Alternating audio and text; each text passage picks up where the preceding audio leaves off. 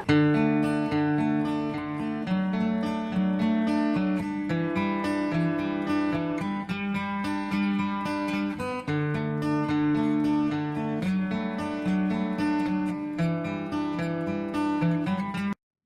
Bíblia diz no Salmo 19: os céus proclamam a glória de Deus, e o firmamento anuncia a obra das suas mãos.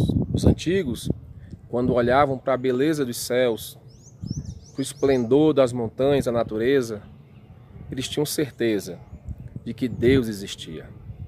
Hoje, com o avanço da ciência, muita coisa que para o passado era mística, era incerto, era obra da criação de Deus, era obra da divindade, muita coisa foi provada. E muitas pessoas tornaram-se céticas.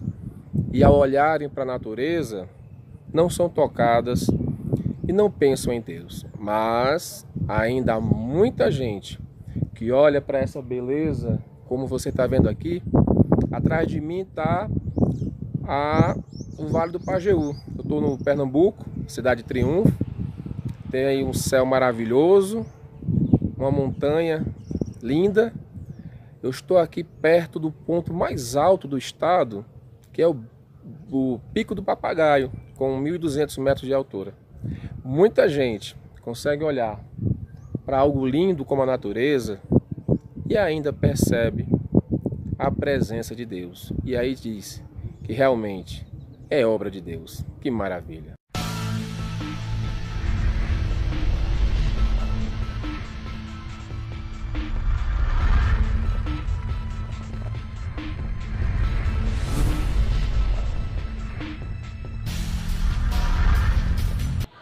No nosso último vídeo, nós tratamos da questão do ateísmo, a ideia que há na mente de muitas pessoas que Deus não existe. Falamos no último vídeo que no Brasil 9% da população se diz ateu e no mundo são cerca de 2,5% da população.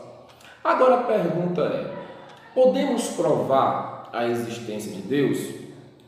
Os religiosos, sejam cristãos, o mundo religioso pegou carona no pensamento moderno. E o pensamento moderno diz que a verdade é tudo aquilo que se pode provar, aquilo que cientificamente pode ser comprovado, isso é verdade. Então, muitos estudiosos, principalmente os teólogos, tentam, através de argumentos científicos, provar a existência de Deus. Mas será que isso é possível? O Salmo 19, o versículo 1 diz: os céus declaram a glória de Deus, e o firmamento proclama a obra das suas mãos. O Salmo 19 nos dá uma ideia de como nós podemos provar a existência de Deus. Mas veja, Deus é transcendência, ou, em outras palavras, Deus é espiritualidade. Não podemos usar um método científico para provar a existência de Deus. Apesar de Deus não poder ser provado em laboratório, eu acredito que o Salmo 19 que eu acabei de ler para você nos traz uma pista de como podemos provar a existência de Deus. Ele diz: os céus declaram a glória de Deus, o firmamento anuncia a obra das suas mãos. E qual é o instrumento que o salmista usa? A observação. O salmista olhava para o céu limpo, com o sol reinando, ou o céu noturno com as estrelas reinando, e dizia: eis uma prova da existência de Deus. Ele olhava para os montes, para as montanhas, e dizia: eis uma obra de Deus. Isso prova a existência de Deus. Claro que com o passar dos séculos existe hoje uma fala científica. A ciência prova como as montanhas surgiram, a ciência explica o azul do céu e tantas outras coisas mais. Mesmo assim, muitas pessoas ainda olham para uma montanha e sentem ali a presença de Deus. Olham para o céu e sentem a presença de Deus. Você pode morar numa região litorânea e você caminha pela praia e sente na grandeza do mar a presença de Deus. Mas a nossa observação, nós contemporâneos do século XXI, a nossa observação expandiu e a expansão da nossa capacidade de observar nos dá lampejos, evidências da existência de Deus. Vamos ver, por exemplo, nosso mundo expandiu. Desde quando Galileu construiu a sua luneta, que foi a antecessora dos telescópios, sejam eles os convencionais, sejam os grandes telescópios como o Hubble, nós agora não vemos apenas o firmamento, nós podemos ver o espaço, nós podemos ver os sistemas solares, nós podemos ver os planetas, as galáxias. E será que as galáxias, será que o sistema solar, será que o espaço, o universo nos dá lampejos da existência de Deus? Também temos à nossa disposição o microscópio. E o microscópio nos revelou um outro mundo. Nós temos o macro, o universo, e temos o micro, o mundo microscópio. Será que o mundo microscópio nos dá revelação da existência de Deus? Você deve conhecer a teoria de causa e efeito. Algo para acontecer teve um fato, uma razão anterior para acontecer. Agora veja só, será que o nada criou tudo? Vamos chamar o universo que nós conhecemos, com suas galáxias, com seus sistemas solares, suas nebulosas, de não nada. O universo era o não nada. Então, antes do universo, o que existia? Nada. Se eu creio que o universo surgiu do acaso, sem a intervenção de uma mente inteligente, então eu estou afirmando que o nada criou o não nada. Que o não nada é o universo. Seria isso possível? Uma coisa interessante, que quando nós olhamos para o macro-universo, macroverso, e olhamos para o microverso, para o mundo microscópio, nós encontramos ordem, nós encontramos causalidade. A criação, seja você olhar para o universo, seja você olhar para uma célula, você encontra lógica, ordem e causalidade. Tal coisa existe para tal função. Então não há caos. Não há uma ação ilógica, não há uma desordem. Talvez você já tenha ouvido falar da teoria do design inteligente. A teoria do design inteligente, ela não é uma teoria religiosa e não afirma a existência de um Deus como o Deus dos cristãos, mas ela afirma que essa harmonia, que essa lógica entre os corpos, entre a criação, entre as muitas obras da criação, apontam que houve uma intencionalidade. Nós sabemos, por exemplo, que o corpo humano é uma máquina, a mais perfeita máquina. Se você olhar, por exemplo, um relógio é uma máquina, é um equipamento que tem uma finalidade. Qual é a finalidade? Informar o tempo. A progressão das horas, minutos, segundos. Em outros tem cronômetro como esse e outras funções mais.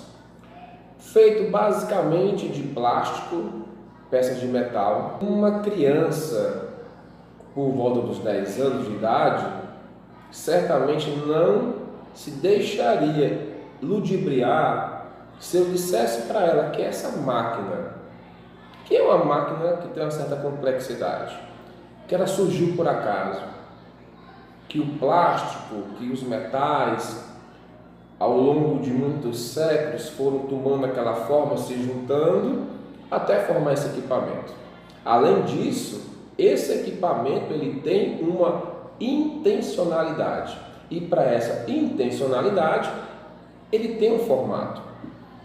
Um equipamento semelhante ao meu relógio de pulso é um despertador, que também é basicamente um relógio com uma função a mais, que é despertar.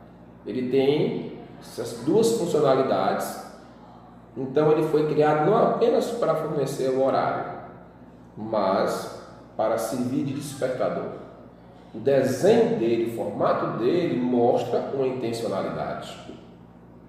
Qualquer telefone celular que você pegue, eu estou gravando esse vídeo num smartphone, então eu não peguei o meu, peguei um simples. Qualquer telefone que você pegue, esse não é um smartphone, ele tem múltiplas funções. Esse telefone, por exemplo, ele existe para fazer ligações, ele pode reproduzir arquivos MP3, arquivos de áudio, eu posso filmar e fotografar nele, posso reproduzir vídeos, visualizar fotos e posso também olhar uma agenda e o calendário, além de ele ter uma agenda de nomes. Então, existem várias funções num pequeno equipamento, um telefone, um despertador e um relógio. Agora, alguém acreditaria se eu dissesse que esses equipamentos surgiram por acaso? Eu tenho aqui comigo o meu computador, um notebook, e ele tem múltiplas funções. Ele edita textos, eu edito os vídeos nele, eu posso fazer edição de imagens, eu posso criar tabelas no programa do Excel, eu posso criar slides, tantas outras coisas. Poderíamos dizer que esse equipamento surgiu por acaso? Não. Da mesma forma, a vida humana, a vida animal, a vida vegetal, os planetas, as galáxias, o mundo subatômico, as células, todos têm um formato específico e uma funcionalidade. Esse formato específico e essa funcionalidade aponta que tiveram um idealizador, um criador, um engenheiro e alguém que executou. Na descrição desse vídeo eu vou deixar dois links, um falando sobre o lúmino de ouro e outro a lei de Fibonacci. São descobertas que apontam para uma criação inteligente. Existe uma lógica na criação que pode ser traduzida por números, por padrões numéricos. E isso aponta uma lógica. Esse formato inteligente que há na criação vai desde o formato da orelha, que passa por uma concha, para o formato de um ciclone, para as ondas, o formato das ondas. Isso, todos eles têm uma medição matemática, pode ser traduzida em números. E o número que se usa para isso é o π. E se existe essa simetria em tantas coisas da natureza, aponta para uma criação inteligente. No link que eu coloco na descrição desse vídeo, você vai entender melhor. Se esse vídeo lhe foi interessante, clique no gostei, clique na mãozinha. Abaixo do vídeo você vai encontrar um botão inscreva-se igual a esse, e se você clicar no sininho você receberá as notificações do canal Terceira Via. Esse é meu Facebook, tem aqui também o meu e-mail e o meu blog. Valeu, muito obrigado.